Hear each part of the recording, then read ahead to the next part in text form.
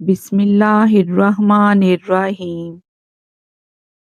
سورہ توبہ کے مضامین۔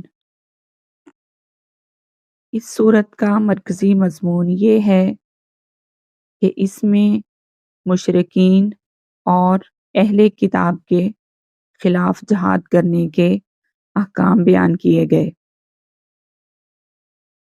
اور غزوہ تبوک سے منافقوں کو روک کر مسلمانوں اور منافقوں میں امتیاز کر دیا گیا۔ اس کے علاوہ اس صورت میں یہ مضامین بیان کیے گئے ہیں۔ نمبر 1، ان مشرکین سے برات کا اعلان کیا گیا جن سے مسلمانوں کا معاہدہ ہوا اور وہ اپنے معاہدے پر قائم نہ رہے۔ نمبر 2، کفار مکہ کے مسلمانوں سے افضل ہونے کے دعوے کا رد کیا گیا۔ نمبر 3، غزوہ حنین کا واقعہ بیان کیا گیا۔ نمبر 4، یہودیوں کا حضرت عزیر علیہ السلام کو اور عیسائیوں کا حضرت عیسیٰ علیہ السلام کو اللہ تعالیٰ کا بیٹا قرار دینے کا رد کیا گیا۔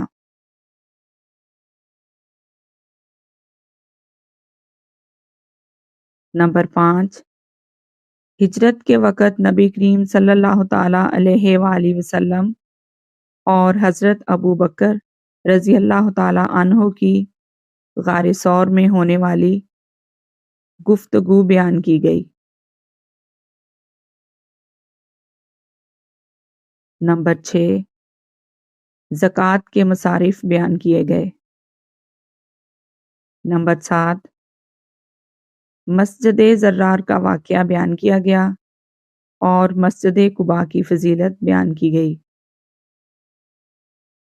نمبر 8، حضرت کعب بن مالک، حضرت حلال بن امیہ اور مرارہ بن ربی رضی اللہ تعالی عنہم جو کہ غزوہ تبوک میں حاضر نہ ہوئے تھے، ان کی توبہ کا واقعہ بیان کیا گیا۔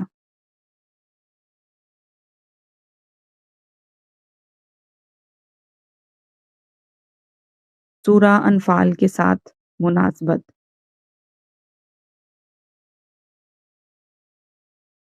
سورہ توبہ کی اپنے سے ماقبل سورت انفال کے ساتھ مناسبت یہ ہے کہ ان دونوں صورتوں میں اسلامی ملک کے خارجی اور داخلی اصول بیان کیے گئے۔ صلح اور جنگ کے احکام، سچے مومنین، کفار اور منافقین کے حالات بیان کیے گئے۔ دیگر ممالک کے ساتھ ہونے والے معاہدوں اور عہد و پیمان کے احکام بیان کیے گئے۔